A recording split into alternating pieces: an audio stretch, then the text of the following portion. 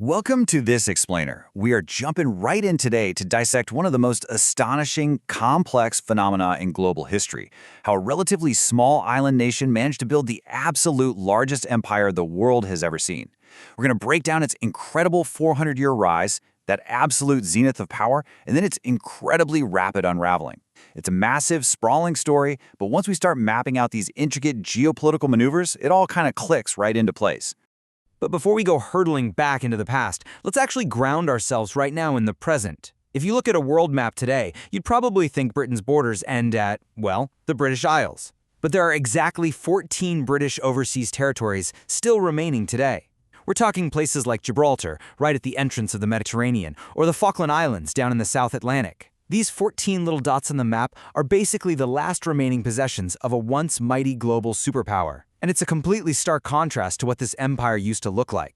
Okay, let's dive into this. Just over a century ago, the peak scale of this empire was, frankly, staggering. The British Empire covered a full 1/4 of the globe's entire landmass. And even more incredibly than that, it ruled almost a third of the entire world's population. It was famously known as the empire on which the sun never set. And that wasn't a metaphor, it was quite literally true. The territory spanned across so many different time zones that daylight was literally always shining on at least one part of it. So here's our roadmap for the journey today. 1. Origins of an empire.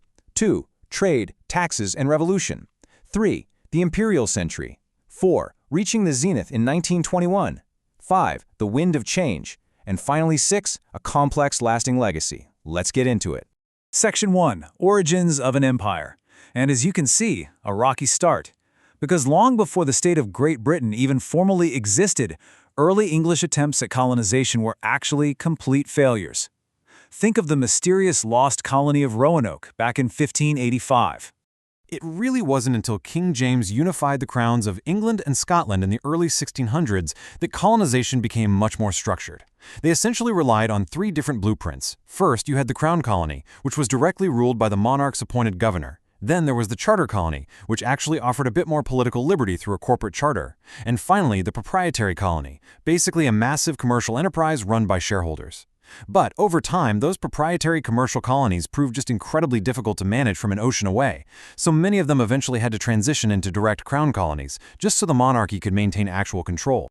Now, while England was expanding, Scotland decided to try its hand at empire building too, and this led to the 1698 Darien Scheme, which is just a wild piece of history. Scotland attempted to colonize the Isthmus of Panama, right, to control overland trade.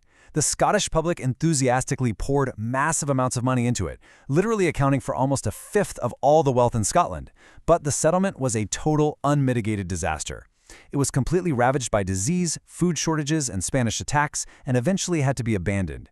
This plunged Scotland into such a deep financial crisis that it became a major catalyst for the 1707 Acts of Union, which officially joined England and Scotland together to create Great Britain. Section 2. Trade, taxes, and revolution, expansion and loss. Moving into the 18th century, expansion was really fueled by naval supremacy and mercantile trade, and objectively speaking, a massive part of that early wealth was generated by the highly lucrative but completely brutal transatlantic slave trade via the Royal African Company. And this brilliantly illustrates how Britain rapidly acquired massive global territory, not just through exploration, but by systematically defeating its European rivals on the continent. Look at the War of the Spanish Succession in 1714. They gained Gibraltar, Minorca, and Newfoundland from France and Spain. A few decades later, the 7 Years' War ends in 1763, and that hands Britain control of Quebec, Florida, and multiple Caribbean islands. So by winning wars right in Europe, Britain was simultaneously swallowing up the globe. But, extracting wealth through taxation eventually hit a breaking point. Taxing the 13 American colonies without giving them representation led to the 1776 Revolution, and the ultimate loss of those territories. But here is the great irony of 1776. Losing America actually expanded the British Empire in the long run. Losing that territory forced Britain to pivot. They completely shifted their focus over to Asia, the Pacific, and Africa. Explorers like Captain James Cook mapped the eastern coast of Australia and New Zealand, which opened up vast new territories that would completely define the empire's next chapter. Which brings us right into Section 3, the imperial century, spanning from 1815 to 1914. Now, this era of unprecedented dominance was secured right at the start by the 1805 Battle of Trafalgar, which basically gave Britain uncontested Royal Navy supremacy for the next 140 years. During this specific century, the undisputed crown jewel of the empire was India, and its evolution is fascinating. Back in 1757, the British East India Company, which, remember, was a private corporation, seized control of Bengal and essentially acted as a sovereign power. But exactly 100 years later, in 1857, local troops violently rebelled against British commanders in what's known as the Sepoy Rebellion. To restore order, the British government stepped in, entirely dissolved the East India Company in 1858, and established direct British rule. So India transformed overnight from a corporate monopoly into the most valuable state possession within the entire empire. The rest of the 19th century was just this massive, aggressive global consolidation. Domestically, shifting political pressure led Britain to abolish the slave trade in 1807 and then slavery entirely by 1834. Meanwhile, out on the geopolitical stage, they engaged in a great game with Russia, securing Cyprus as a defense point. They militarily occupied Egypt in 1882 to protect the vital Suez Canal. They aggressively jumped into the scramble for Africa, which culminated in the Boer War. And at the exact same time, predominantly white colonies like Canada, Australia, and New Zealand were developing fast, leading Britain to grant them self-governing dominion status. It was just a highly complex, rapidly evolving global puzzle. Section 4. Reaching the Zenith. The year 1921. Now, what's really interesting here is that this marks the absolute climax of our story, the physical maximum of the British Empire's expansion. Let's walk through this timeline, because this is absolutely crucial to understanding the empire's peak and its eventual fall. When World War I broke out in 1914, Britain relied heavily on its empire. Over 2.5 million men from the colonies and dominions served. After winning the war, Britain annexed vast German and Ottoman territories in the Middle East and Africa. That annexation pushed the empire to its absolute widest physical peak in 1921. But look closely at that middle point on the timeline. 1921 is also exactly when Ireland was granted independence.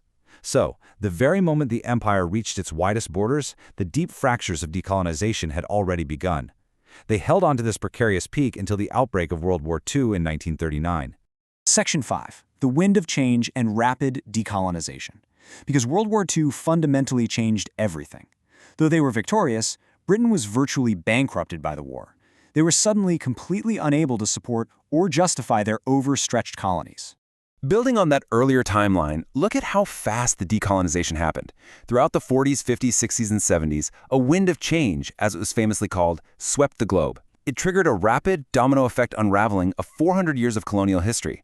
As colony after colony was granted independence, many of them decided to join a new political association called the Commonwealth to maintain some economic and cultural ties. But as a true territorial empire, it was over. And historians widely point to 1997, the formal handover of Hong Kong to China, as the final absolute symbolic end of the British Empire. Section 6. A complex, lasting legacy. The territorial empire is definitely gone, but the aftermath of all of this remains highly visible in the world today.